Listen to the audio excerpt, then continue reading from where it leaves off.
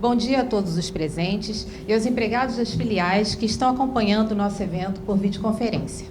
Agradecemos a presença dos membros dos Conselhos Deliberativo e Fiscal e ao membro do Comitê de Investimento da Previdata aqui presente. Por favor, não esqueçam de colocarem seus celulares em mudo. Convidamos os senhores Paulo Sérgio Santos do Carmo, presidente executivo, Ari Folém Júnior, diretor de Atendimento e Seguridade, e Carlos Eduardo Gomes Vilar, diretor de Administração e Finanças, para darem início ao evento. Bom dia a todos. É uma satisfação, mais uma vez, a gente estar realizando esse evento aqui. O nosso evento faz parte do programa de Educação Financeira e Previdenciária. Então, é mais uma ação que a gente desenvolve. Nós vamos ter, ao longo do dia, uma agenda que vai iniciar pela parte da manhã, né, para a gente tratar de questões que têm a ver com a governança, né, das entidades fechadas de previdência complementar. Né, particularmente, vamos ter o privilégio de receber duas pessoas que vão palestrar para nós, né, com bastante informação para vocês. Eu quero agradecer, né, principalmente a nossa patrocinadora, que mais uma vez, né, faz essa parceria conosco. Agradecer na pessoa dos presidentes dos nossos conselhos, né, o apoio que recebemos, né, para esse evento, mais uma vez. Agradecer aos nossos palestrantes que atenderam o nosso convite, então isso é importante nessa parceria, né, para a realização do nosso evento. A equipe da Previdata, né, que cuidou aí dos detalhes, então, mais uma vez, obrigado a vocês.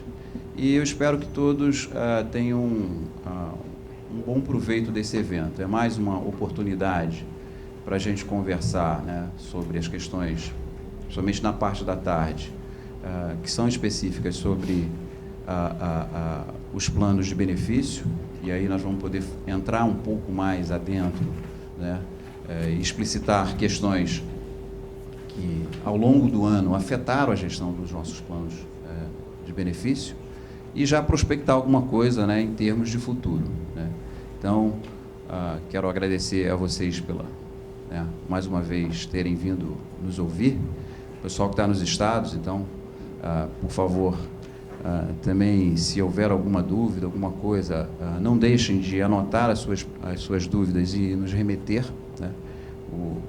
Para os estados, nós vamos estar apenas transmitindo, né, as palestras, mas, de certa forma, também vocês podem interagir conosco por meio dos nossos canais de comunicação. Então, mais uma vez, obrigado a todos e tenham todos um bom evento ao longo do dia. Obrigado. Bom dia, bem-vindas, bem-vindos. Quero agradecer a presença de todos que estão aqui, que nos assistem nas filiais da Dataprev. Queremos falar da grande satisfação que temos em fazer esse encontro. É mais uma vez, mais uma oportunidade de estarmos frente a frente com nossos participantes e assistidos. Queremos mostrar para vocês que a Previdata é uma entidade forte, estável, segura e que vocês podem confiar na Previdata. Não somos uma ilha isolada no mercado, nós estamos sujeitos à situação do mercado. E isso nós vamos ver ao longo do dia de hoje, como é que a Previdata se comporta, como é que ela está. Muito obrigado, bem-vindas, bem-vindos. Bom dia a todos também, reiterando o que o Ari e o Paulo falaram. Eu acho que hoje é um dia que todos podem, como eu sempre digo, a Previdata é a melhor fonte para que vocês possam esclarecer qualquer dúvida, para que vocês coloquem as suas dúvidas sem nenhuma cerimônia ou timidez, aproveitando as palestras pela manhã, que vocês vão ver como o mercado está funcionando e como a Previdência vai se posicionar no futuro, a Previdência complementar. É um momento ímpar em que nós vamos ter aqui pessoas que militam na formação dessa Previdência complementar no futuro. Então, eu acho que vai ser um momento em que é bom para a Previdata, é bom para vocês, participantes, e, por favor, não saiam daqui com qualquer dúvida. Mas sempre lembrando, esse evento não termina aqui. Esse evento aqui, ele prossegue, ele é diário. Nós estamos sempre às ordens e ao dispor de vocês para fornecer as melhores informações que eu acredito que sempre partam de nossa parte. Então, um bom evento, bom dia aos nossos palestrantes. Muito obrigado pela presença. Bom, lembramos a todos que este evento está sendo transmitido por videoconferência para todas as filiais. Infelizmente, por uma questão de logística, não será possível abrirmos para perguntas das outras localidades, mas responderemos a todas as questões que nos forem encaminhadas para o Fale Conosco, de nosso site. Além disso, também estamos gravando e uma versão resumida estará disponível assim que possível em nosso site. Para falar sobre o contexto atual da Previdência Complementar Brasileira, resultados e expectativas, convidamos o senhor Jaime Mariz de Faria Júnior, secretário de Políticas de Previdência Complementar, que é mestre em Engenharia Elétrica pela Universidade Estadual de Campinas e professor do Departamento de Engenharia Elétrica da Universidade Federal do Rio Grande do Norte, onde se graduou. Atualmente, além da função de secretário, exerce diversas funções, dentre elas, membro do Conselho de Administração da Dataprev. Senhor Jaime Mariz, como conselheiro, é participante do Plano CV Previdata 2. Seja bem-vindo. O moderador do módulo será o senhor Paulo Sérgio Santos do Carmo. Por favor. Por favor. Fazer em pé ou fazer sentar? Em pé. Em pé. Bom, por favor, a nossa palestra vai ser... Nós temos aí algo em torno de 1 hora para a gente conversar com o doutor Jaime. E durante esse período, nós vamos poder, né, caso seja necessário alguma interrupção de vocês, algum ponto específico da palestra que vocês precisem, algum esclarecimento, estejam, né, à vontade para interromper, mas eu solicitaria que a gente guardasse as perguntas para o final da palestra, né, que aí a gente flui um pouco melhor, né, dos trabalhos aqui. Por favor, doutor. Bom dia a todos. Eu quero agradecer enormemente esse convite. Eu sou, como vocês sabem, eu sou participante do plano. Esse é o meu fundo de pensão. E eu queria cumprimentar o doutor Paulo Sérgio, doutor Ari Folém, doutor Carlos Eduardo, diretores deste fundo de pensão. Cumprimentar o doutor Sérgio Barbosa, presidente do Conselho Deliberativo, doutor Jorge Sebastião, presidente do Conselho Fiscal, e os conselheiros Rosângela Lopes, Marque Antônio, José Ivanildo, do Conselho Deliberativo, o conselheiro Luiz Gustavo, do Conselho Fiscal, e a todos os senhores e senhores que vêm aqui presente ou através da videoconferência. Eu vou tentar dar um panorama na visão da Secretaria sobre o sistema de previdência complementar, quais os desafios, e quero que esse diálogo seja o mais coloquial, o mais informal possível. Por favor, me interrompam, perguntem, que nós estamos aqui para conversar, né? Eu tenho o prazer de vir aqui. Como eu falei, esse é o meu fundo de pensão. Eu sou funcionário público, conforme consta aí do meu currículo, e tenho minha aposentadoria já garantida. Mas na hora que eu descobri, pela Lei 109, que eu poderia também ser participante do Previdata, eu solicitei, doutor Ivanildo, né, recebeu meu requerimento, deu um parecer favorável e eu passei então a ser participante. E mais do que isso, eu passei a depositar mensalmente 1/12 praticamente do que eu ganho, né, tentando formar uma reserva de 12% que a legislação permite que eu use como diferimento tributário, e eu pretendo receber esse dinheiro lá na frente, quando eu já tiver 70 anos, para tentar ter uma velhice ainda para aproveitar os prazeres daquela idade que parece que começa a 4ª idade por lá. Né? Já se fala em 4ª idade, já se fala em coisas muito mais desafiadoras em termos de longevidade do que se tem falado até agora. Eu vou tentar fazer a palestra aqui, deixa eu ficar de frente para cá. Presidente, parece que tem uma câmera ali que eu vou tentar ficar aqui de frente em respeito lá aos colegas que estão por teleconferência. Eu vou tentar falar nesses 4 itens, mas estou pronto para responder qualquer pergunta, né? Pergunta completamente fora do contexto, numa tentativa de travar um diálogo o mais tranquilo com vocês. Bom, cenário atual, por favor. Nós temos um cenário atual desafiador, nós temos problemas na nossa economia e fundos de pensão não são diferentes, né? Eu, pessoa física, eu tenho investimentos que eu estou num grande prejuízo, mas eu não realizei o prejuízo em ações que eu tenho como pessoa física, esperando lá na frente recuperar os investimentos para que a gente possa vencer essa conjuntura que deverá passar, como passou a de 2008 e como passaram outras conjunturas desfavoráveis que nós tivemos. Eu vou começar dizendo aqui, traçando aqui um panorama previdenciário brasileiro. Acho que é importante que contextualizemos o nosso sistema. Como é que anda a Previdência brasileira? Nós temos 3 regimes de previdência. O regime geral paga 32 bilhões de benefícios, né, todos os meses, e apresentou, o urbano é superavitário, né, se pegar apenas os participantes urbanos, é superavitário em 25 bilhões de reais. Eu vou dar uma referência, falar em bilhões, nós, pessoas físicas, a gente perde a noção da referência. Bom, o orçamento do Ministério da Educação é 100 bilhões. E o orçamento do Ministério da Saúde do Brasil também é 100 bilhões. Então, fixada essa referência, a urbana é superavitária em 25 bilhões, mas quando se acrescenta o rural, ele dá um déficit de 56 bilhões de reais. E nós, funcionários públicos federais, somos apenas 939 mil. E o déficit é um pouco maior do que esse, comparado civis e militares, 66 bilhões. E temos o terceiro pilar, que é a Previdência Complementar, que é a nossa praia aqui, né?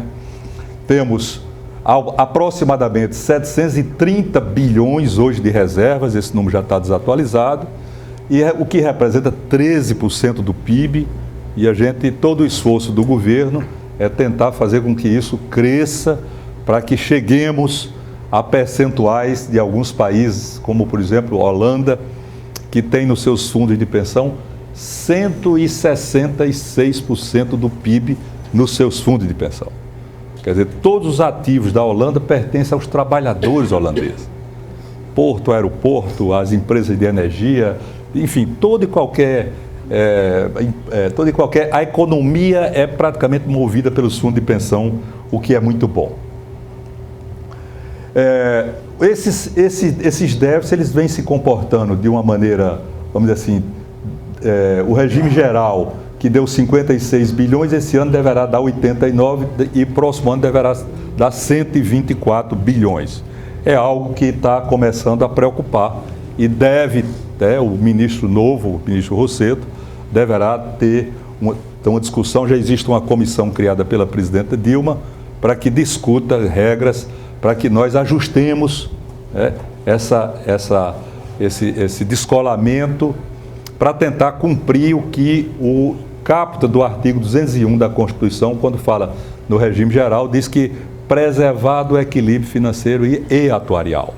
Então nós temos a obrigação constitucional de tentar regular para que nós tenhamos no longo prazo um ajuste da Previdência. Esse gráfico aqui, ele procura, ele dá de cada país, Japão, Itália, Alemanha, etc., até o Brasil, o gráfico azul, ele dá o percentual de idosos daquele país e a barra vermelha dá o percentual do PIB daquele país usado para pagar aposentadoria e pensão. Então nós vemos aqui que o Japão tem aproximadamente 20% de idosos, é um país bastante longevo, né? A mulher japonesa é a campeã em longevidade hoje, e eles gastam algo em torno de 8% do PIB em aposentadorias e pensões. Depois temos a Itália, que também tem quase 20% de idosos, gasta quase 16% do PIB em aposentadorias e pensões. Temos aqui os países do bem-estar social, né? Os países da Suécia, Suíça, Dinamarca, etc. Por penúltimo, os Estados Unidos, que é um país da mesma idade nossa, né? Também americano, eles têm um pouco mais de 12%, gastam um pouco mais de 12% do PIB em aposentadorias e pensões, e tem um pouco acima de 12% de idosos, gasta 6% do PIB. Nós temos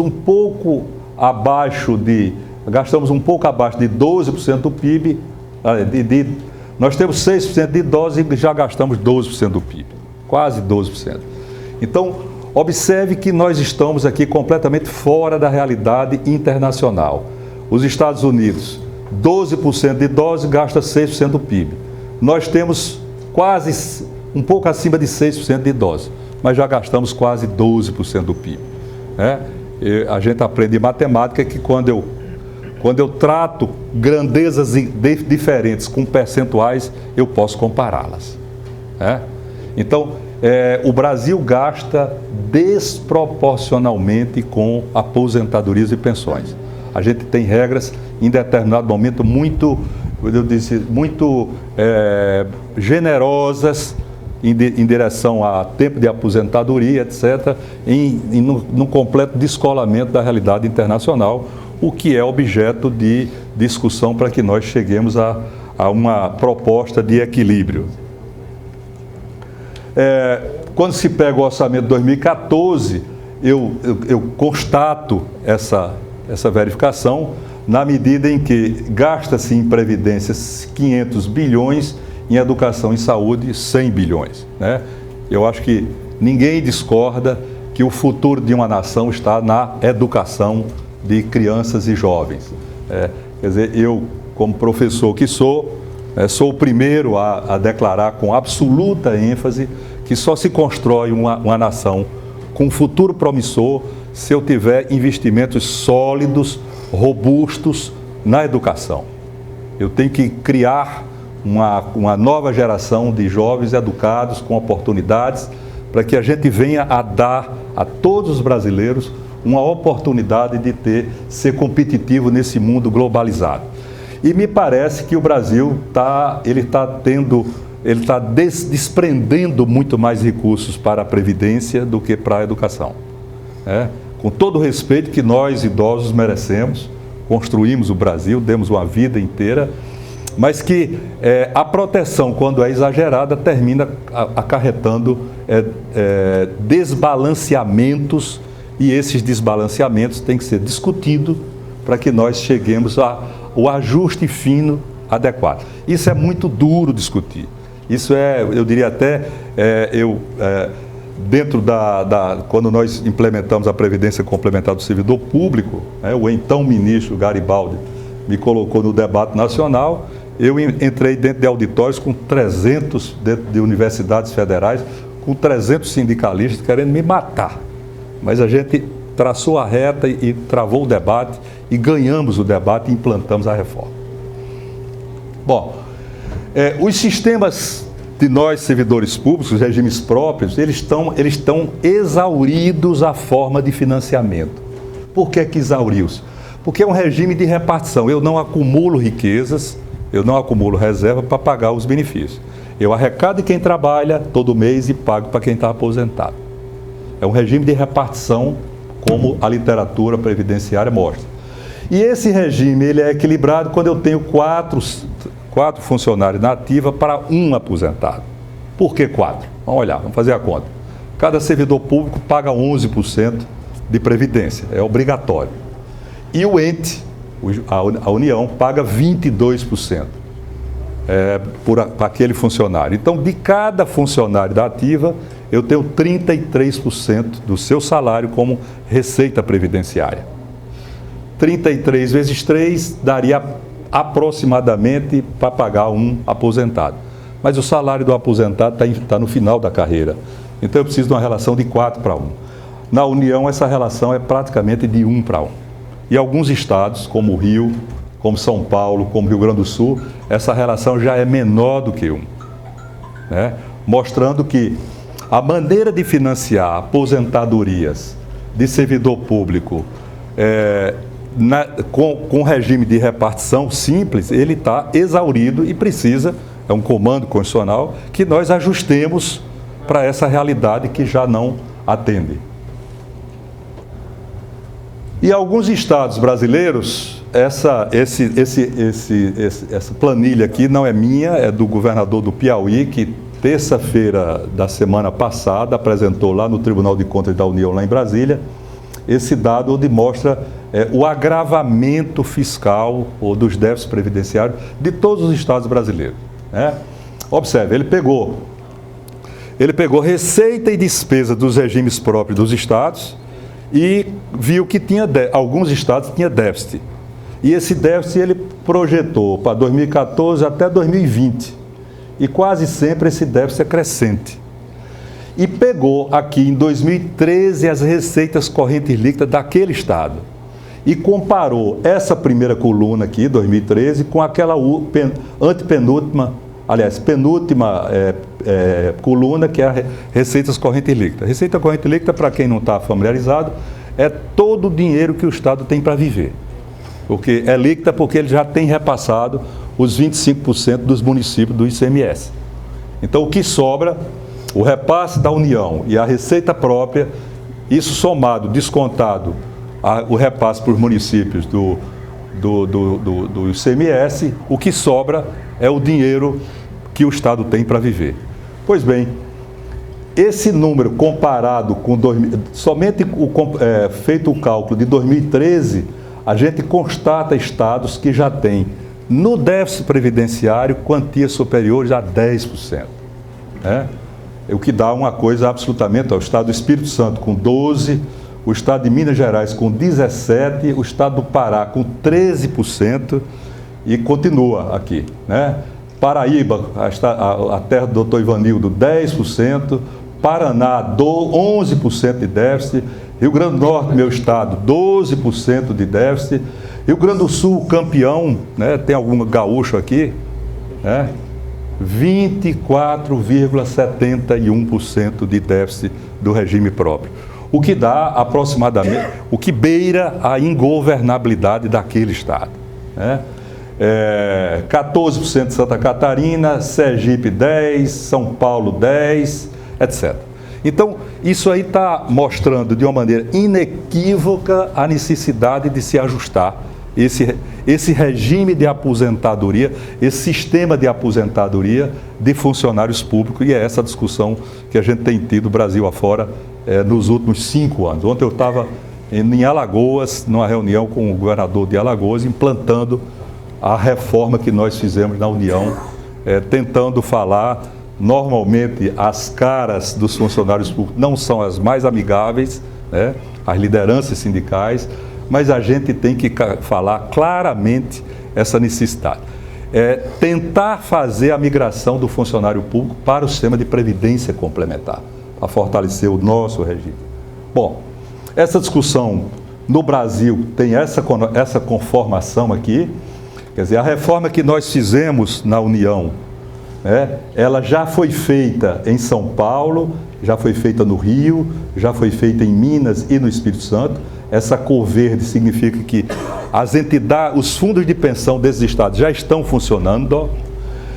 E tem leis aprovadas no Rio Grande do Sul, em Rondônia, no Ceará e em Pernambuco para implantar, está em fase de montagem. A Bahia está montando o seu fundo de pensão. As leis estão dos parlamentos no Distrito Federal, no Piauí, do Rio Grande do Norte, em Sergipe, na Prefeitura de São Paulo, na Câmara Legislativa de São Paulo e no Estado de Santa Catarina, e a discussão vai avançada.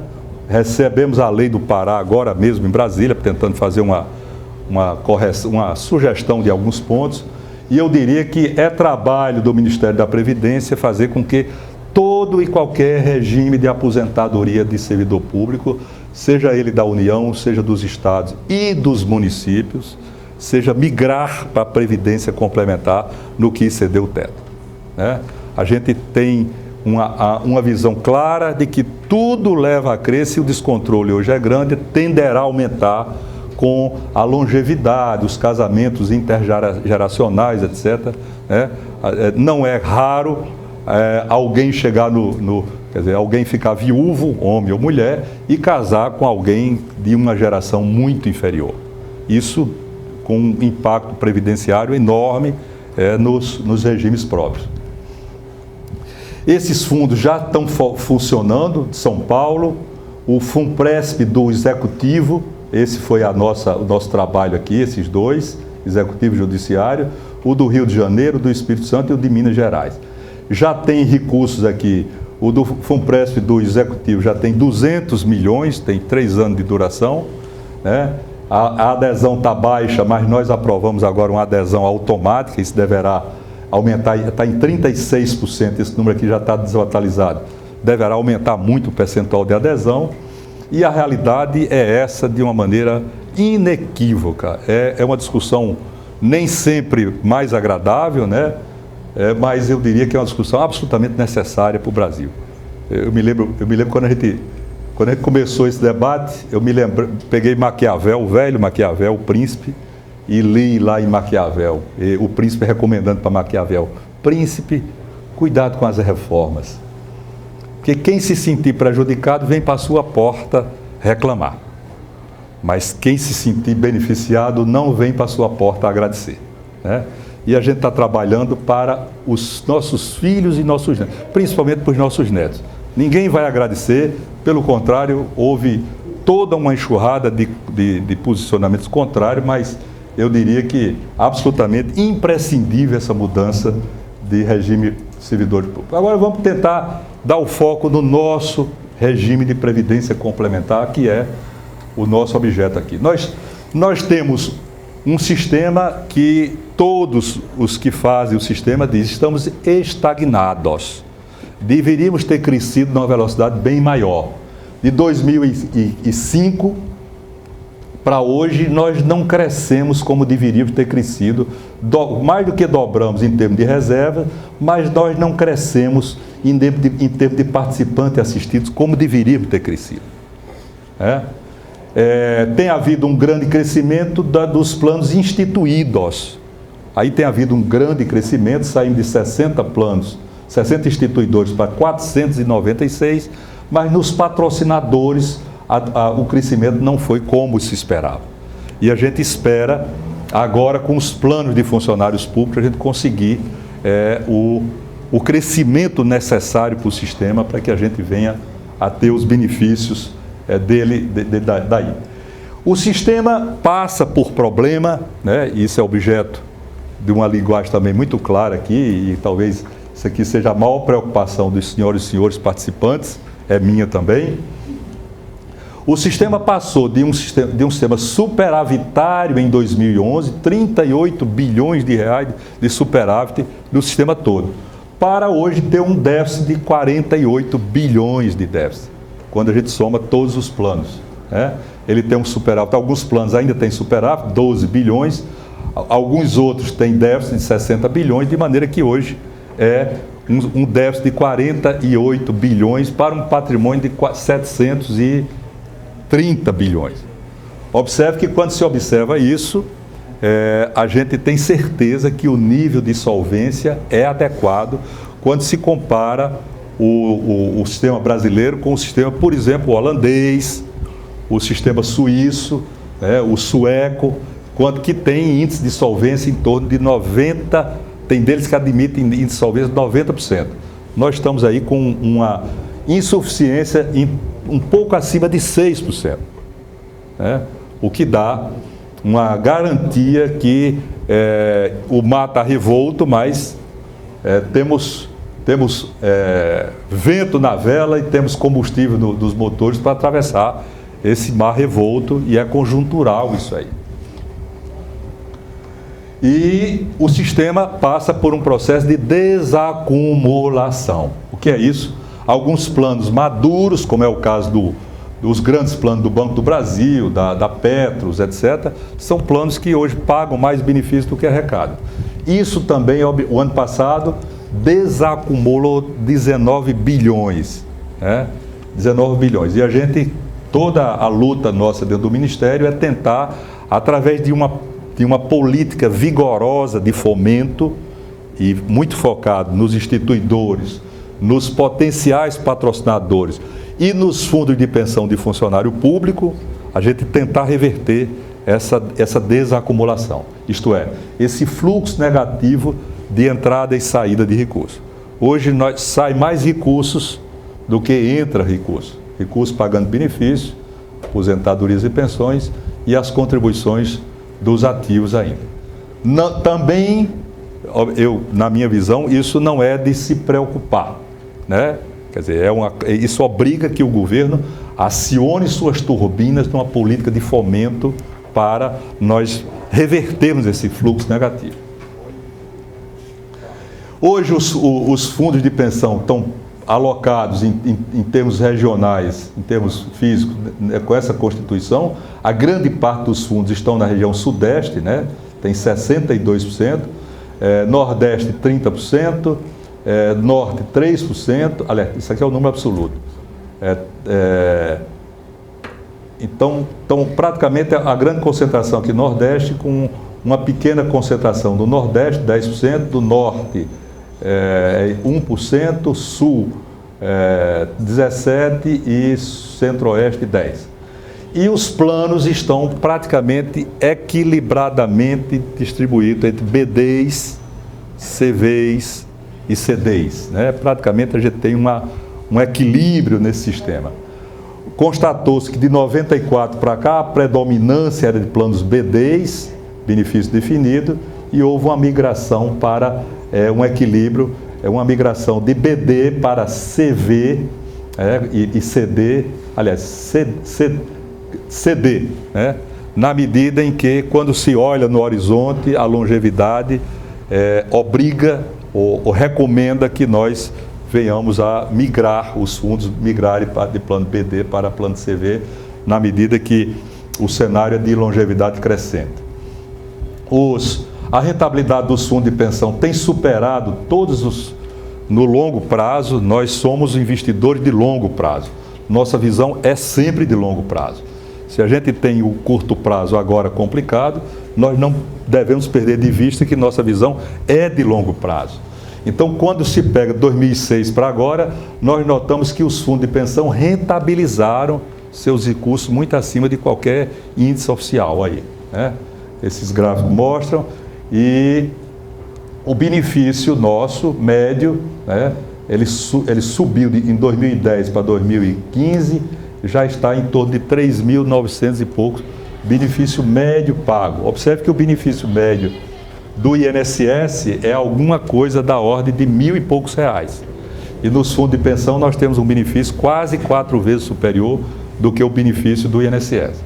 Quando a gente pega alguns fundos de pensão, como do Banco do Brasil, da Petrobras, os benefícios são muito maiores do que essa média, lógico. Tem benefícios superiores a R$10.000. Então é um sistema que tem exercido, tem cumprido seu papel de uma maneira, eu diria que satisfatória.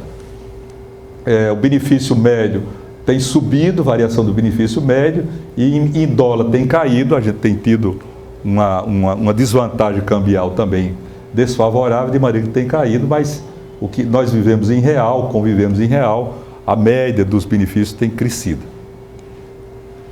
Bom, nós temos um sistema heterogêneo, né? A heterogeneidade é a nossa marca, não é trivial. Nós não vivemos num mundo simples, né? Ele tem várias e várias nuances para que nós tratemos simultaneamente com esse sistema. Quando a gente pensa, praticamente tudo afeta os fundos de pensão. A política afeta os fundos de pensão, a economia, a política internacional, como é que anda o tempo, né, afeta as commodities, que afeta os rendimentos. Enfim, nós vivemos um sistema complexo. O gestor de fundo de pensão é algo que tem que estar sentado numa sala de monitoramento, praticamente com 180 graus, ele olhando absolutamente tudo que vem a ver. Seca no Nordeste, interfere em fundo de pensão. Enchente no Sul, interfere em fundo de pensão. Instabilidade política, né? Maioria no Congresso, minoria no Congresso, o Supremo Tribunal, enfim, tudo depende de fundo, tudo interfere no nosso regime. É um regime absolutamente heterogêneo, e nós temos que ter profissionalismo na gestão dos fundos de pensão. não é administrar um pequeno supermercado na esquina, certo?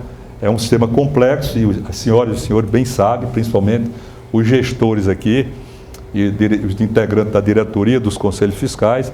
Eu já fui do conselho fiscal de um plano, né? Sei da complexidade que é e é local para profissional. Desafios muitos, né? Nós temos praticamente 4 importantes desafios no nosso radar. Primeiro, longevidade. Esse é o problema de quem tem benefício de risco. Custo com saúde, idem. E um afeta o outro. Queda da taxa de juros real e a nova estrutura social. Longevidade, olha só, crescendo a toda hora. Expectativa de vida ao nascer cresce. Anteontem foi divulgado um novo avanço na expectativa de vida. Já estamos com 75 anos, etc. E o que nos interessa? A expectativa de sobrevida aos 60 anos. Aqui é o que bate no fundo de pensão. 60 anos é mais ou menos a data de aposentadoria. De 80 para 2013, em 33 anos, nós aumentamos 5 anos e 4 meses. Um sexto.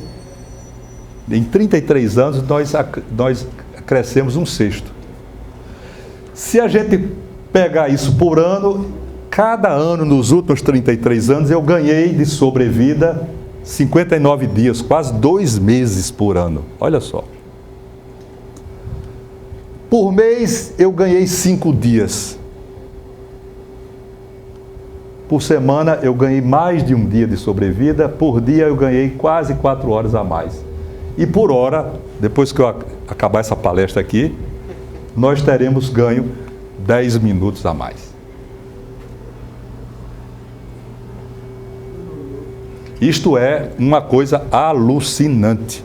O processo de envelhecimento que a Europa passou, em 150 anos, a Europa envelheceu calmamente, aumentou sua taxa de idosos calmamente. O Brasil está fazendo esse processo de envelhecimento em 1/3 do tempo. E quem trata com fundo de pensão, principalmente quem trata com política dos fundos de pensão, nós temos que ter a ideia, tem que ter o olhar no hoje e muito mais do olhar no horizonte, que é para lá que temos que nos preparar para pagar os benefícios daqui a 35 anos. Daí porque a importância da reforma dos regimes próprios. Se a situação hoje para ele está ruim, daqui a 35 anos estará pior, com certeza.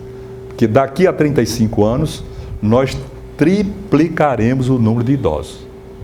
E se a situação do Rio Grande do Sul é complicada, e aqueles estados todos, com 3 vezes mais idosos, não há outra conclusão a ser tirada, é que não teremos dinheiro para pagar se não alterarmos o regime.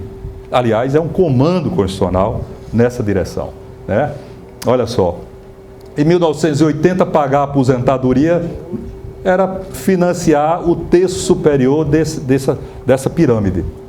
Em 2050, que é daqui a 35 anos, isto é, quem entrar agora estará se aposentando em 2050. Quem entrar agora no serviço público, na empresa, tudo mais.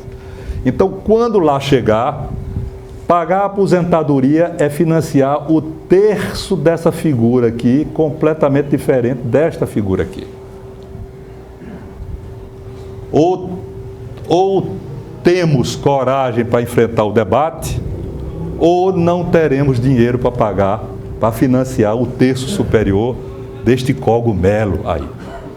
E como se não bastasse, acho que não. E como se não bastasse, a longevidade está aumentando e a mulher brasileira deixou de ter, em média, 6 filhos, em 1960, para ter 1,7 filhos. Daqui a pouco tempo seremos um país com população declinante, porque uma população para estabilizar uma nação, uma sociedade para estabilizar sua população precisa de uma média de 2,1 filhos por mulher, né? Na hora que eu tenho taxa de natalidade inferior a 2,1 filhos por mulher durante seu período fértil, a população entra em declínio em numérico, né? Então nós hoje estamos com 1,8, 1,7, alguma coisa daí. Então temos dois movimentos demográficos muito significativos, muito impactantes. Aumento de longevidade. Dizem que já nasceu a mulher que vai viver 150 anos, né? E eu tenho um amigo que diz, tomara que não seja a minha. Um amigo lá no fórum do Cornaprev, né? Mas já nasceu a mulher que vai viver 150 anos, porque a mulher vive mais do que nós homens, né? E a mulher está tendo cada vez menos filhos. Então, isto é um problema demográfico com impacto significativamente forte nos regimes de previdência complementar, ou de previdência. Já tem países da Europa discutindo a aposentadoria aos 70 anos como idade mínima. Não há almoço grátis. Se alguém vai viver mais, alguém vai financiar. Aí precisa discutir. Quem é que vai financiar? É a geração que entra ou ele, né? Vai haver um financiamento intergeracional? Ou a pessoa vai financiar seu próprio benefício?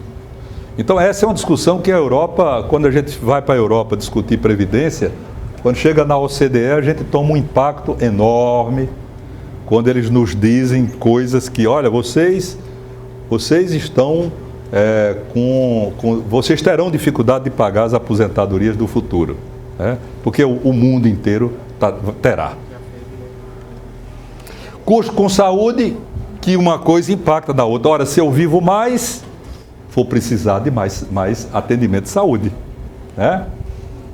Olha só, não há índice que supere os aumentos de saúde, né? Quando o trabalhador sai da empresa, ele quer se aposentar, ele encontra uma barreira na sua frente. Eu saio da proteção da empresa com plano de saúde e agora vou ter que ir atrás de um plano de saúde como pessoa física. Os custos são muito caros, né? A gente está estudando aí um plano que a gente possa poupar desde o início para quando ele se aposentar, ele ter aquela reserva para poder utilizar no plano de saúde. Olha só. Custo médio aos 59 anos tende a triplicar nas internações, exames e tudo mais. O reajuste médio dos planos de saúde é de 42%. Eu completei 59 anos, além de ter ficado um ano mais velho, eu tomo um reajuste aí do plano de saúde em torno de 43%.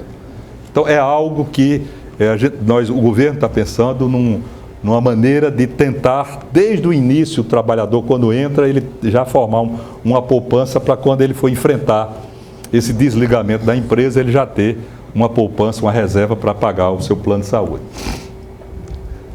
Queda do juro real, né? Quando a gente olha 98, a gente tem uma taxa descendente, o que é uma coisa boa, né? No médio prazo, mas é um problema para os fundos de pensão. A gente teve aquela queda, presidente, há 2 anos da taxa real de juro, os fundos de pensão entraram em desespero. Então teremos que nos preparar para essa realidade que reverteu um pouco aqui, né? Mas ela virá.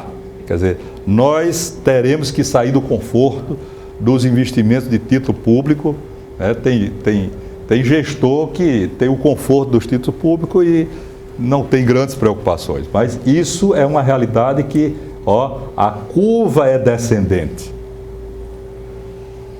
A taxa Selic, ela tende, quando a gente, juro real, ela tende a uma estabilidade, mas um belo dia ela deverá cair, né? E a nova estrutura social, a gente tem aí a evolução do consumo da família, que teve um crescimento muito grande, face da conjuntura desfavorável, ela está tendendo a cair com um endividamento crescente e um desemprego também crescente. Então, nós temos uma conjuntura hoje que tem as suas preocupações e nós deveremos, tentar sair dessa situação, essa economia desfavorável, para poder superar essa fase e entrar numa outra fase. E temos aí, hoje, uma realidade que antigamente se casava muito cedo, né? 20 e poucos anos, o homem estava se preparando para casar e a mulher também. Não é a realidade hoje dos nossos filhos, né? 30 anos, 32, 33, dentro do agasalho da família, que é a geração canguru, em que não tem pressa nenhuma para sair de casa, então isso onera ainda mais as famílias. E os debates atuais, né? Como é que, o que é que o CNPC, o que é que a Previc, o que é que a Secretaria, a SPPC tem feito, né? Nós autorizamos uma coisa absolutamente inadiável, né? Quem quiser agora compartilhar risco de longevidade pode fazê-lo. Antigamente a legislação não podia, não permitia. A instituição poderia até querer contratar um seguro de longevidade lá fora. Não podia. E nós entendemos, este ano, no início do ano, que isso era, vamos dizer assim, absolutamente esdrúxulo à realidade que nós temos à nossa frente. E aprovamos a possibilidade de compartilhar o risco. Uma entidade o faz, se quiser. O seu Conselho Deliberativo estabelece a política, né? E a diretoria executa, se achar que é o caso. A grande maioria dos planos, 588 planos, tem até 1.000 participantes. E 726, quase 70% dos planos tem até 2.000. Eu diria que instituição que tem uma massa pequena, internalizar esse risco de longevidade é algo temerário. É conveniente comprar de uma seguradora lá fora, se quiser. Este risco, eu mantenho, os cálculos atuariais é que o participante, o assistido fique até 80 anos. Então, quem ultrapassar 80 anos, eu vou contratar lá fora e vou colocar no meu fluxo de caixa atual esse benefício. Então, eu dou previsibilidade ao fluxo de caixa da entidade. Não é obrigado. Nós não obrigamos ninguém. Nós possibilitamos. A gestão e a decisão é da própria entidade. Acredito que foi uma coisa absolutamente salutar. Muita gente discordou disso aqui, mas nem Jesus Cristo foi unanimidade quando veio à Terra, né?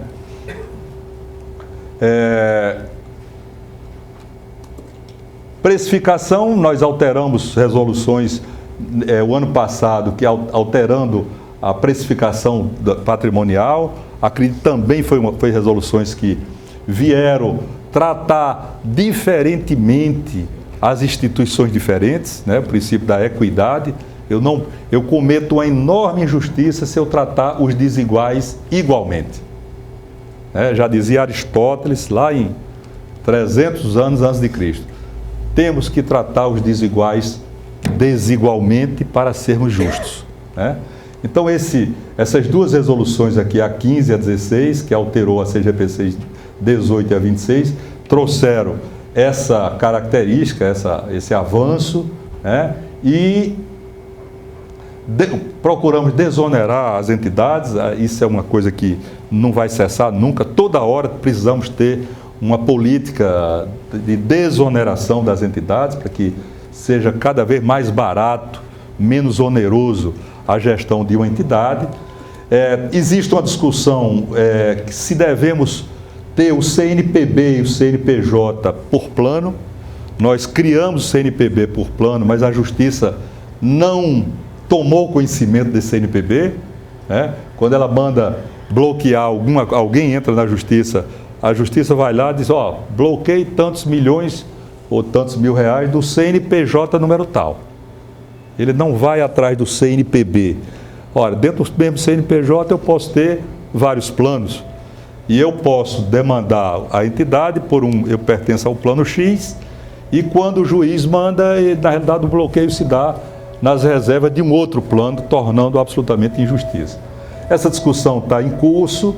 Se é conveniente a gente ter um CNPJ por plano, traz mais custos, mas traz mais segurança jurídica. E essa discussão a gente deu na CPI dos fundos de pensão nós tivemos lá, não como depoente, mas como convidado, né? Não sentamos lá na frente, mas tivemos uma reunião reservada com o presidente da comissão, o deputado Efraim, e com o relator, o deputado Paulo, que eu não estou lembrando, é Paulo alguma coisa, e eles querendo saber o que é que nós podemos fazer para aprimorar esse regime. E nós levamos uma pauta imensa de recomendações, de sugestões, para que eles venham a tentar alterar a legislação para fortalecer os fundos de pensão. Uma das coisas talvez seja a legislação... Pois não.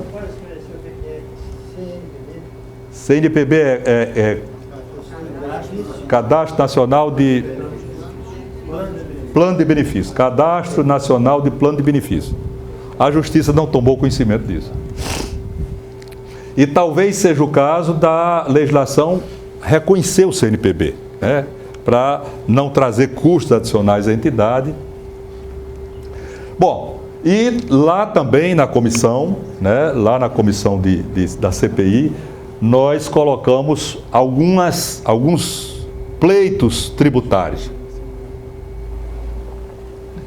Esses pleitos estão no sistema e eu diria que eu não vi ninguém discordar ainda deles. São tão óbvios que não há porquê nós não tentarmos colocar isso na nossa legislação tributária. Primeiro, por que é que eu tenho que optar pela tabela regressiva ou regressiva ou progressivas até o final do mês subsequente à minha adesão ao plano? Eu sou um jovem de 24 anos, né? Um jovem de 24 anos entra num fundo de pensão, ele não tem ideia do que é um fundo de pensão, as variáveis que um fundo de pensão enfrenta, não sabe se vai casar, quantas vezes vai casar, se tem filhos, e ele tem que enfrentar no mês seguinte, olha, tem uma tabela regressiva e uma tabela progressiva, o que é que você quer optar? Então, a lógica seria que essa decisão fosse exigida dele ao entrar em gozo de benefício. Você tem uma reserva aqui, e agora? Vamos decidir como é que você quer. Ele já terá conhecido sua vida até lá e fará uma decisão muito mais oportuna. Ele, na tabela regressiva, nós acreditamos, o Brasil é um país com baixa poupança interna. Política, deve ser política do governo, incentivar o maior tempo possível dos recursos nos fundos de pensão. Então, a tabela regressiva até 10 anos, ela cai de 27,5% para 10% da alíquota, o diferimento tributário. E eu acho que é de bom alvitre se discutir um prolongamento a progressividade dessa tabela. Por que não, aos 15 anos, ela cair para 5%? E aos 20 anos ela chegar a 0%, desde que os recursos sejam trocados em benefício previdenciário. Ou uma renda certa, ou um benefício, enfim. Se eu sacar, eu terei a alíquota incidente. Mas se eu troco por um benefício previdenciário, eu deixo lá meu dinheiro 20 anos, gerando riqueza, gerando desenvolvimento. Acho que é oportuno esse debate. VGBL para entidades fechadas, por que não? Eu tenho uma grana extra, não posso trazer para o meu fundo de pensão, porque no dia que eu quiser tirar essa grana, eu incido ao imposto de renda duramente. Por que eu não cobrar imposto de renda como o VGBL faz? O rendeu X, sobre o rendimento vai incidir imposto. Então nós queremos uma equiparação, a saudável competitividade entre abertas e fechadas. Dizem que sol do meio-dia e competitividade faz bem a todo mundo. Se eu puser sol em qualquer ambiente, eu desinfeto aquele ambiente. Eu dou transparência ao ambiente, eu melhoro a governança e tal. Competitividade também. Por que é que as fechadas têm um regime tributário privilegiado e nós, que temos uma duration muito maior, temos um papel social muito, muito melhor, por que é que temos um tratamento tributário desvantajoso? E o VGBL Saúde também, que estamos em discussões adiantadas com a Fazenda. E também empresas que declaram lucro real e lucro presumido, que tenham condições também de ter um incentivo tributário, além dos declarantes de formulário simplificado. Por que não? né? A Fazenda há de dosar a coisa de acordo com a sua possibilidade. Mas nós entendemos que isso é uma coisa, é fomento, é necessário e faz bem, inclusive ao erário, inclusive ao Tesouro Nacional, na medida que eu estimulo maior poupança. Ao invés de 330 bilhões, já pensou que se a gente tivesse o que a Holanda tenha 160% do PIB nos seus fundos de pensão, sem precisar tomar dinheiro emprestado, apenas colocando, regulando, vamos dizer assim, seus investimentos de infraestrutura atrativos para que os fundos de pensão pudessem ser investidores. E por último, nós aprovamos quarta-feira passada 2 novas regras, a regra de solvência e a regra de resgate parcial. A regra de resgate parcial, porque não é lógico eu poder sacar tudo para os instituídos, né? Essa foi aplicada exclusivamente para os instituídos. Se eu tenho um plano de previdência, onde só tem dinheiro meu, não tem da patrocinadora, como da OAB Prev, como a Quanta, lá de Santa Catarina, o dinheiro é só meu. Eu tenho 300 mil lá. Eu entrei, eu tive a infeliz notícia de estar com câncer e preciso me tratar, porque nada é mais importante do que a vida. Eu quero usar parte daquele dinheiro para me tratar. Eu só preciso de 30 mil, eu tenho 300. Eu não posso sacar. Não podia sacar.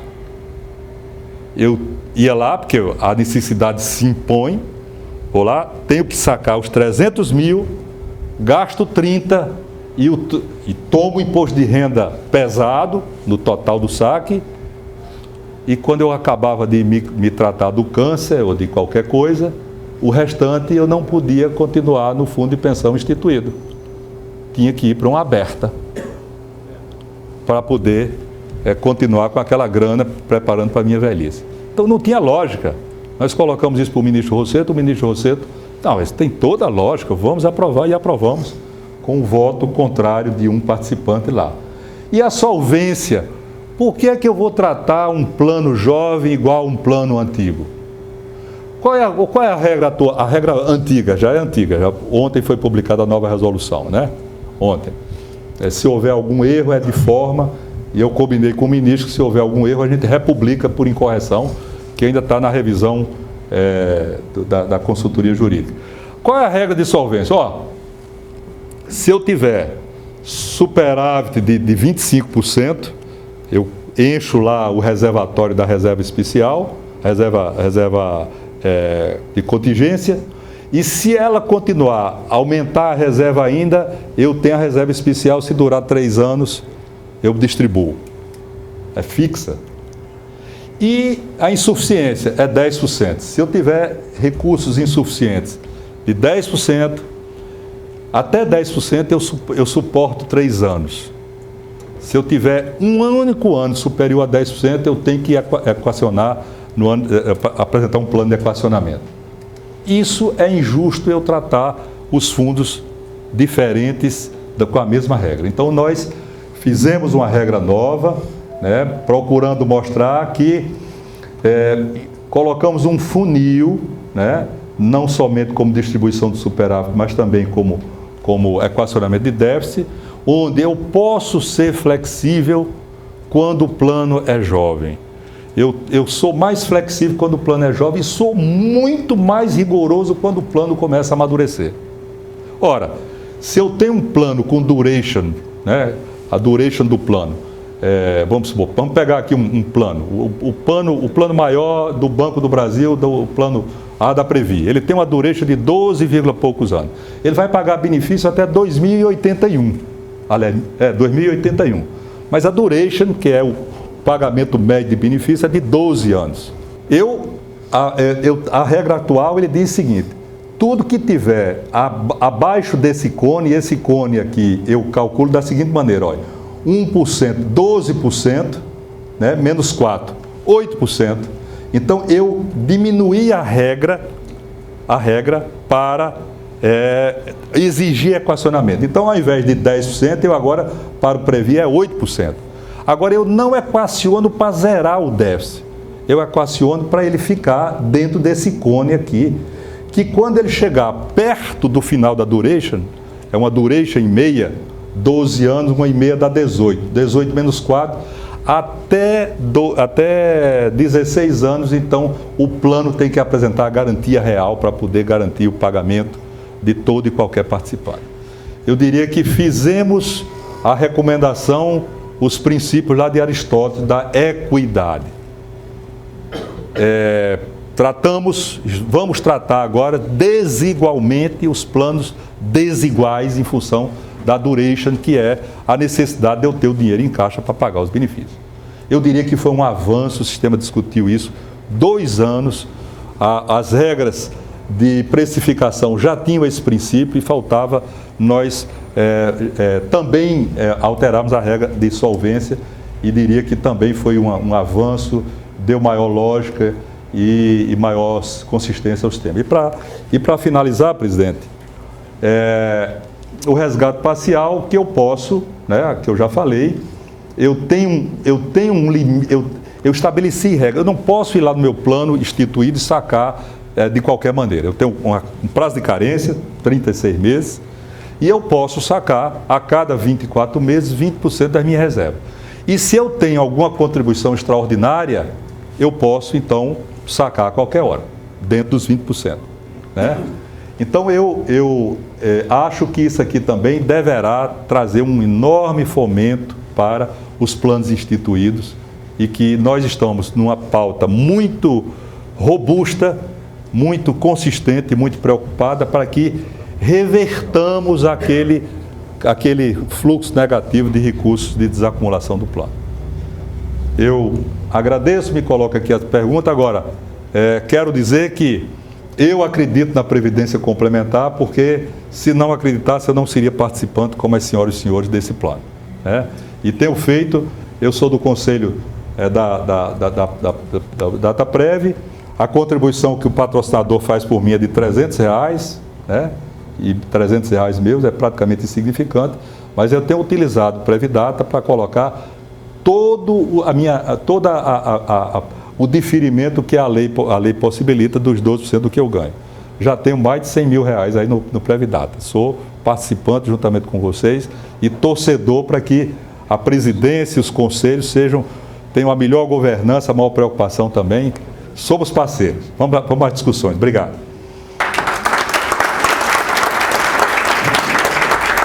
Se alguém quiser, por favor, fazer alguma pergunta, uma questão que por acaso tenha, vamos dizer, alguma dúvida para esclarecer, por favor. Bom, eu não tenho resposta fácil para isso. Tenho considerações, né? Quer dizer, previdência é cara de qualquer que seja a alternativa. É caro no INSS, mas eu diria que a mais barata é lá no INSS ainda. Se eu fosse prefeito e se alguém viesse me sugerir criar um regime próprio, eu não o faria. Né? Por quê? Por uma coisa simples. Quando meu funcionário da prefeitura é segurado do INSS, eu tenho uma previsibilidade de gasto, que é aquele percentual sobre a folha que eu tenho que pagar. No dia que ele se aposentar, ele sai da minha folha e vai para a folha do INSS, que tem uma escala de 32 milhões e tem, por trás dele, tem um Tesouro Nacional. Quem cria seu regime próprio, quando o funcionário se aposenta, ele fica lá como aposentado e ele tem que contratar um outro. E quando ele morre, a pensão dele fica lá ainda. E às vezes, quando ele pensa que a viúva está perto, a idade é avançada, aparece alguém com um casamento transgeracional aí, e às vezes uma viúva de uma outra geração completamente diferente. Então, eu acho que se as prefeituras têm dificuldade de pagar o INSS, é apertar o cinto e colocar isso como prioridade. Agora, nós vivemos um momento de uma crise fiscal, uma crise que está dificultando todo mundo. A atividade econômica diminuiu e os cofres públicos, federal, estadual e municipal, estão com a dificuldade. Mas eu diria que a alternativa mais recomendável é trincar o dente, como diz lá na minha terra, e tentar pagar os compromissos junto ao INSS. Não somente passado, mas como vim sendo também. Né? Que tem prefeitura aí que inventa de criar o regime próprio. Eu diria que é uma temeridade e eu não recomendaria essa alternativa. Olha, essa resolução para os planos que têm déficit hoje, ela deverá apertar anualmente um pouco mais os planos. A regra olha só, vamos pegar um plano com 12 anos de duration. Né? Um plano de 12 anos de duration, eu não sei a duration daqui do plano, o plano BD, ainda tem 20 anos. Então tem uma situação muito mais folgada do que um plano de 12 anos. Plano de 12 anos de duration,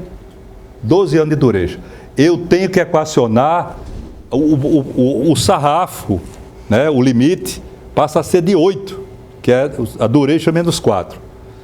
E eu tenho que, todo ano, ele vai ter que se ajustar para aquela parede daquele cone, que todo ano diminui. Quando a duration diminuir, o limite passa a ser 7, passa a ser 6. E até que, uma vez e meia duration, menos 4 anos, isto é, quem tem duration de 12, uma vez e meia é 18, menos 4 com 14 anos. Em 14 anos, eu tenho que zerar completamente o plano, o déficit, e oferecer garantia real. Então, eu diria que é uma regra que trará mais segurança para o participante e assistido. Né? E dará uma coisa também muito importante para o gestor. Hoje, como a regra tem uma visão de curto prazo, olha só, o gestor ele tem que ter a visão do curto prazo. Opa, se meu déficit for superior a 10%, num ano só eu tenho que apresentar plano de equacionamento. Se meu déficit é inferior a 10%, mas ele perdurar durante 3 anos, eu também tenho que oferecer um plano de equacionamento. Então, o que é que a regra induzia o gestor? Sair de investimento no longo prazo. Aquele investimento da curva J, que eu tenho inicialmente um prejuízo, entre aspas, para depois rentabilizar muito melhor investimento no longo prazo, eu fugia com medo dele. Ora, eu vou rentabilizar muito melhor os recursos daqui a 20 anos, mas eu tenho que passar pelos 3 anos, pelos 4 anos iniciais. Se apresentar déficit, eu tenho que equacionar. Então eu fugia do investimento de longo prazo. Agora, que é proporcional à duration, o investidor pode dizer, bom, eu vou para o investimento de longo prazo, porque no longo prazo ele rentabiliza melhor e eu vou ter, então, uma visão de longo prazo para poder esperar as melhores oportunidades que o mercado me oferecer. Então, eu diria que foi uma mudança muito adequada e muito adequada para as diferentes realidades dos planos. Mas não nos despreocupamos com a segurança do participante assistido. Isso foi o mais importante. Eu diria que essa regra nova, na minha visão, foi um ganha-ganha. Ganhou o participante, ganhou a gestão e ganhou a economia do Brasil. Porque eu posso incentivá-los a ter um olhar mais de longo prazo nos investimentos. Muito bem lembrado, doutor Ari, isso tem que ser enfatizado, né? Alteramos a regra para planos instituídos e tão somente para os planos instituídos. Né? Há uma potencialidade enorme aos planos que têm crescido e acreditamos que não será extensivo aos planos patrocinados. Então, para quem está nos assistindo aí pela web, essa regra não atinge nenhum dos planos da Previdade, né? Mas sim os planos da OAB-Prev, da Quanta, etc. Planos instituídos. E eu diria que tem toda a lógica lá, né, ao invés daqui. Não, eu acho que os fundos têm que aproveitar todas as boas oportunidades. Quer dizer, se eu fosse gestor de fundo de pensão, eu ia investir fortemente onde melhor rentabilizasse. Né? Eu apenas citei que a tendência de longo prazo é cair. Mas fundo de pensão que não aproveita as melhores oportunidades não está fazendo a gestão ideal. Né? Rentabilizou, vá lá e aproveita. Né? Agora, com relação à regra de ter a possibilidade de compartilhamento de risco de longevidade, eu não compreendo como é que teve alguém contra, mas tiveram comentários contra. Mas observe, eu também só vejo vantagem. Eu não obriguei os planos, cada entidade é autônoma para traçar sua política. Eu removi uma impossibilidade. E qual é a vantagem? Eu dou à entidade, aqueles que têm BD, plano CV, né, que tem benefício de risco, dentre os quais a longevidade, lá no plano. Eu dou a possibilidade da entidade ter previsibilidade de fluxo de caixa. Olha, eu vou bancar internamente a longevidade até, o quê? 80 anos, até 85, enfim, a entidade pode calibrar de acordo com a sua realidade. Eu vou bancar o benefício até 85 anos. Quem passar de 85, e dizem que a mulher, né, vai viver 100, 120 anos, se uma massa significativa de assistidos durarem 10 anos a mais num plano, as senhoras e os senhores bem sabem o estrago que faz no plano benefício. Então eu tenho condições de dizer, bom, acima de 85 anos eu contrato um benefício lá numa seguradora. A seguradora me cobra uma taxa e eu coloco no meu fluxo de caixa agora, de maneira que a longevidade não vai detonar meus ativos, minhas reservas. Entendeu? No meio dos argumentos que eram contrários, dizia, mas a gente vai dar dinheiro para a seguradora. Aí vem a questão, dar dinheiro ao capital especulativo, mercado financeiro e tudo mais. Olha, eu acho que nossa visão não era essa, mas sei que provocou, segundo a SUSEP, nós provocamos uma oportunidade de negócio que deverá chegar a bilhões de reais lá, né? Mas essa não é a nossa visão. Nossa visão é regular os fundos de pensão da melhor maneira possível. Toda a preocupação nossa é dar previsibilidade da segurança, e isso dá segurança. Porque isso, quer dizer, uma longevidade crescente num grupo de participantes e assistidos, poderia levar a um desequilíbrio precisando de plano de equacionamento muito vultoso. E dessa maneira ele pode se vacinar contra tal e garantir o pagamento e sem dilacerar as contas e as reservas do fundo de pensão. Foi mais ou menos por aí. Essa sua preocupação não está afeta a secretaria, está afeta a Previc, né? Nós temos aqui um ex-diretor da Previc, Zé Maria, que conhece a Previc muito mais de perto, mas eu quero só dizer o seguinte, a secretaria cuida de política, e a nossa visão é a política, estamos olhando o fomento, estamos olhando a segurança, e a fiscalização, o xerife do sistema chama-se Previc. E ela, Previc, através da supervisão baseada em risco, ela está com o radar o tempo inteiro, 24 horas, olhando os investimentos. Se alguma entidade faz um investimento com um risco elevado, ela cumpriu toda a legislação, toda.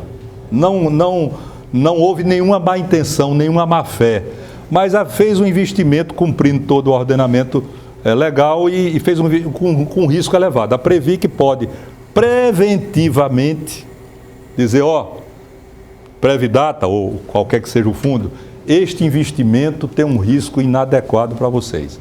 Pelo que eu estudei, aqui vocês precisam reformar. E dá um prazo para que a entidade refaça aquele investimento, para que ela mantenha todos os investimentos dentro de um risco adequado, dentro de uma matriz de risco que a Previc está trabalhando nisso. Então, nós temos um órgão de Estado, a Previc é um órgão do Estado brasileiro, está se trabalhando para ter mandatos diretores, a diretoria coletiva, foi um dos pleitos que a Previc fez lá na CPI, e a tentativa é este órgão de Estado ser o órgão chato para os gestores, mas ser o órgão que dá segurança aos participantes assistidos. Vai ser o órgão turrão, órgão que vai lá e baixa o porrete, manda ajustar e tudo mais. E deve ser assim, entendeu?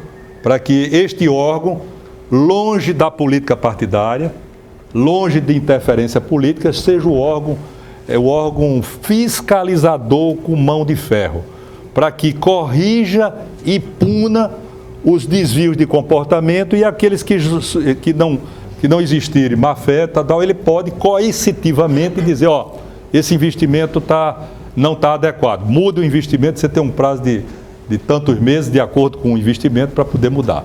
Então eu diria que todo o sistema está amparado numa política que nós fazemos, né, e numa supervisão e numa fiscalização com mão de ferro que este órgão do Estado brasileiro deve exercer.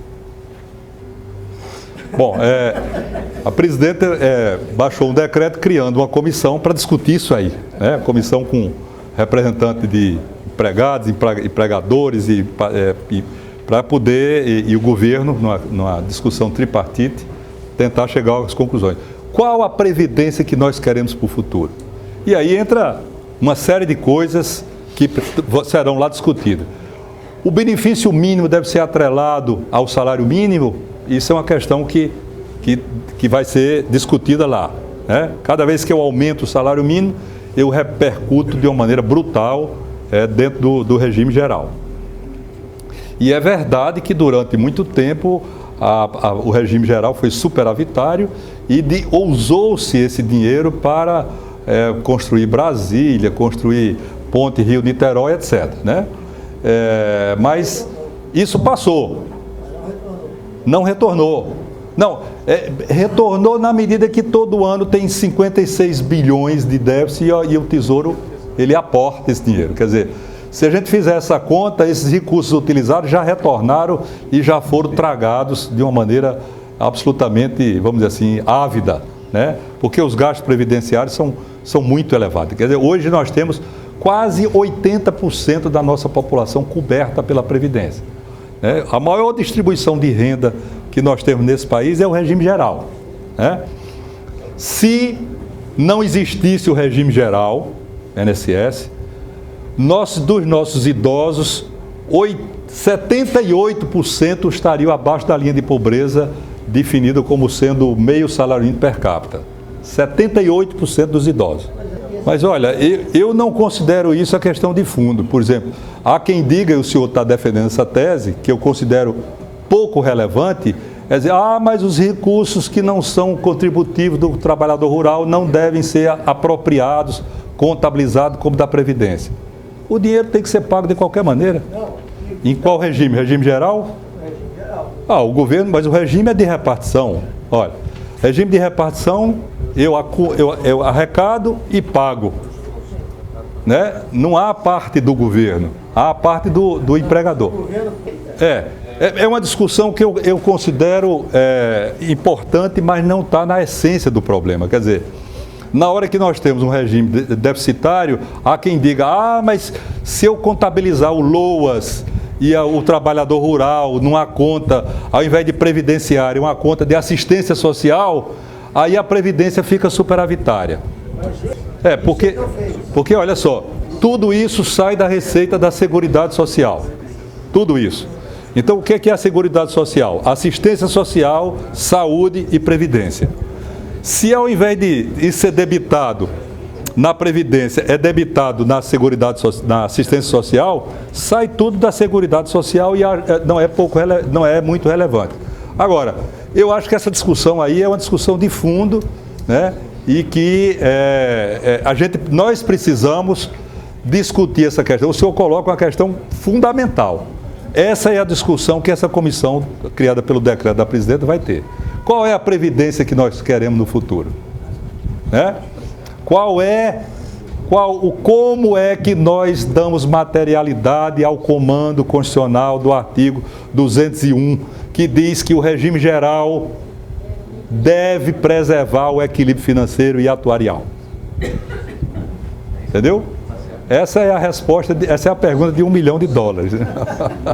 Mas obrigado pela questão. O senhor está na questão, na raiz do problema. As três colocações eu tenho uma total concordância na última, uma concordância parcial na intermediária e na primeira uma discordância. Vamos primeiro pela concordância, né? O regime próprio, na medida... Acho que é a bateria. Acho que o regime próprio, eu sou servidor público federal e falo, tenho muito orgulho de ser servidor público, mas eu não concordo com a manutenção de um regime que tem no seu âmago um Robin Hood às avessas. É concentrador de renda? Sim, daí a mudança. É concentrador de renda na hora que eu tenho um funcionário. O IPEA, em 2012, divulgou um dado que diz o seguinte: quem ganha mais de 20 salários mínimos no Brasil tem uma carga tributária de 26%. Quem ganha até 2, a carga tributária é 48,8%. Então, quanto maior o salário do funcionário público que se aposenta, mais fortemente ele vai buscar lá no Tesouro a complementação para pagar a sua aposentadoria, já que perdemos a relação de 4:1, e para onde ele menos contribuiu. Então, é um concentrador, sim, concordo plenamente. E eu tenho dito isso dentro dos sindicatos, de associações de servidores, com a clareza que meus 30 e tantos anos de magistério me permite ter. Claro, objetivo e direto, como deve ser a linguagem. Teve auditório que eu saí de lá, que eu disse, se eu sair daqui vivo, saio do lucro. Dentro da Universidade Federal de Minas Gerais, dentro da Universidade aqui, a Federal Fluminense, etc. De São Paulo. O debate foi um debate absolutamente nu e cru. Ninguém aprovou a reforma, mas eu dizia com toda ênfase o Robin Hood e as avessas que é, e a injustiça que é esse regime de nós, servidores públicos. Primeira coisa.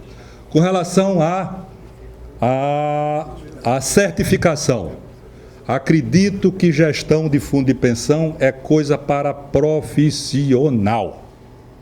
Acho que a certificação deveria ser prévia.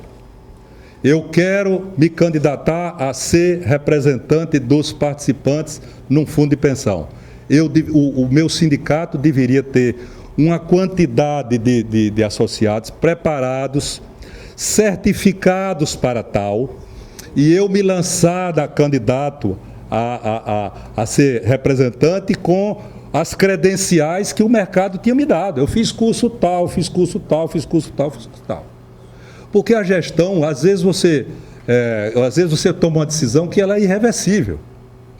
E aí nós concordamos. Nós não aprovamos assim, aprovamos que é necessário para as entidades públicas a certificação ser 100%, mas eu dava um prazo, demos um prazo na resolução, que dizem que a gente tem que fazer o que é possível, E acredito que hoje o possível era exigir certificação com esse formato, Não era possível, conjuntura, de aprovar a certificação prévia com a qual eu concordo e pela qual eu defendo.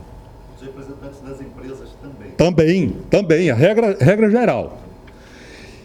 E com relação à primeira pergunta, nós discordamos, com todo respeito, como diz o jurista data venia, mas eu quero dizer por que eu discordo. Olha só. Há uma tendência do sindicalismo brasileiro de trazer para os fundos de pensão os conflitos que existem entre o capital e o trabalho, que são legítimos e que são naturais e existem e vão existir. Mas esses conflitos, eles não podem adentrar dentro do fundo de pensão.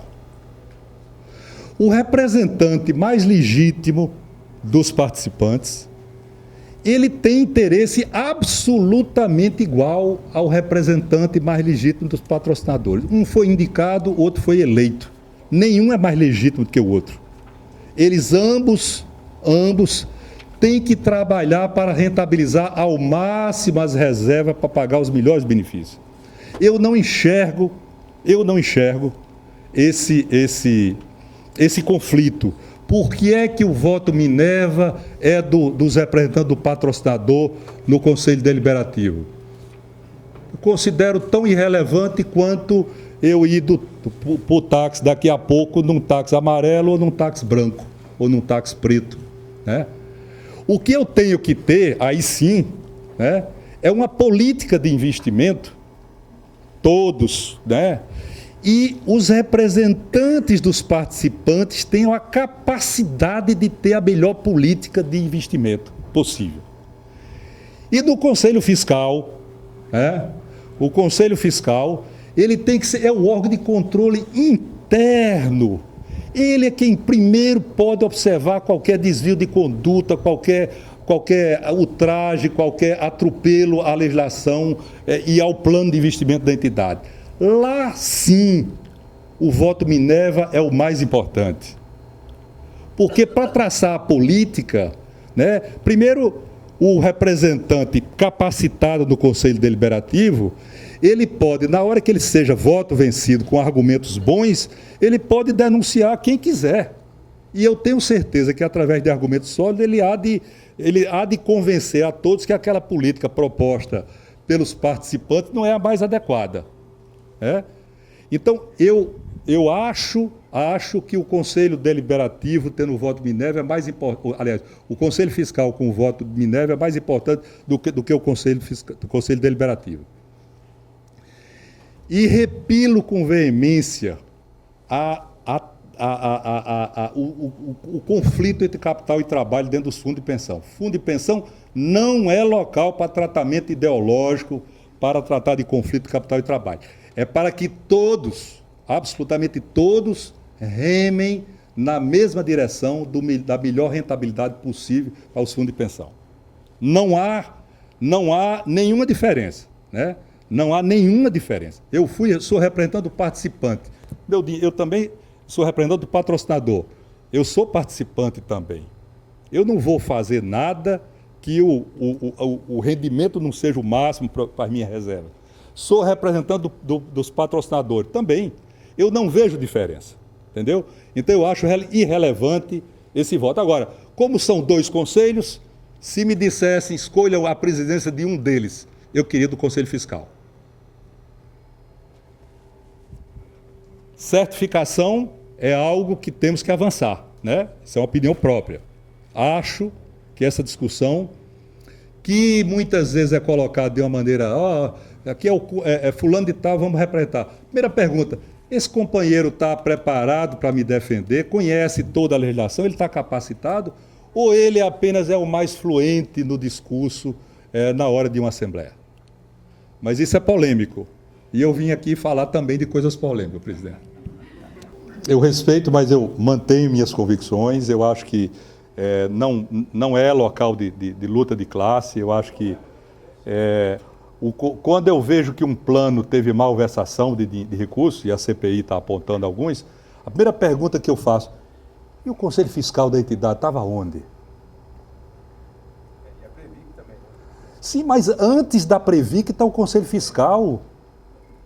Antes da Previc estava o Conselho Fiscal.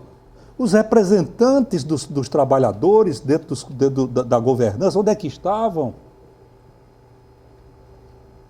Quer dizer, fundo de pensão é algo das duas partes, patrocinadores e participantes.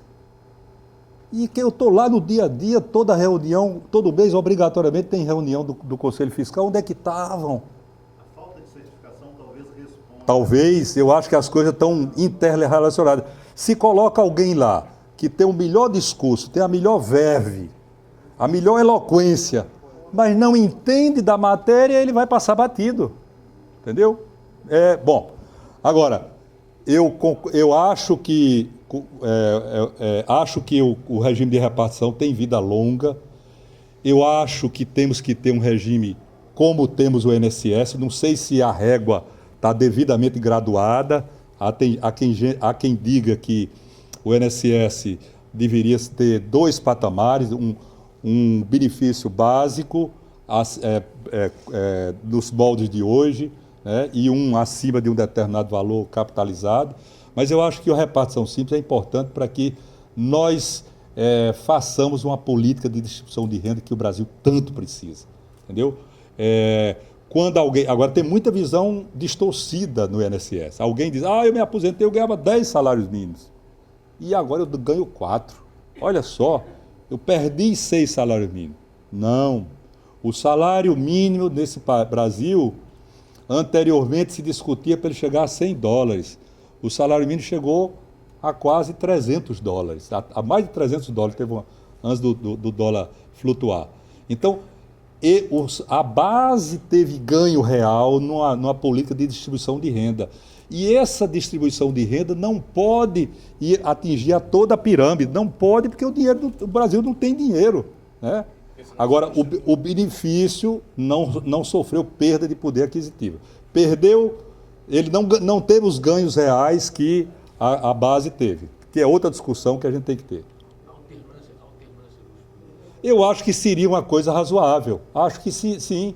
Um período, o voto Minerva vai para o representante do patrocinador, depois o participante e do Conselho Fiscal também, né? Eu considero tão irrelevante como a cor do táxi que vou tomar daqui a pouco, que eu acho que isso é uma coisa que não é relevante, entendeu? Eu quero aqui agradecer ao doutor Jaime Marins. Acho que a competência e a sua qualidade na sua palestra demonstra que o debate se dá em alto nível. Então, muito obrigado por o senhor ter atendido o nosso convite. Quero agradecer a paciência de vocês, permaneceram, vamos dar continuidade ao evento. E dizer, doutor Jaime, que a nossa responsabilidade, enquanto gestor, da entidade, ela vem num crescente desde que nós saudamos o plano, lançamos o plano novo, e atitudes como a do senhor, de confiar na nossa entidade, uma pessoa que conhece muito bem o sistema, para nós só aumenta, e tenha certeza, de que de nossa parte, a parte da governança da Previdata, nós estamos sempre comprometidos, em entregar os resultados que todos os participantes desse plano esperam, e tanto ao mesmo quando se ausentarem da empresa. Muito obrigado pela sua participação mais uma vez. Você quer proferir uma palavra final? Não. Pessoal, prazer, obrigado. Eu viria aqui e discutiria uma manhã inteira, mas infelizmente temos uma programação, mas estou sempre às ordens. Obrigado.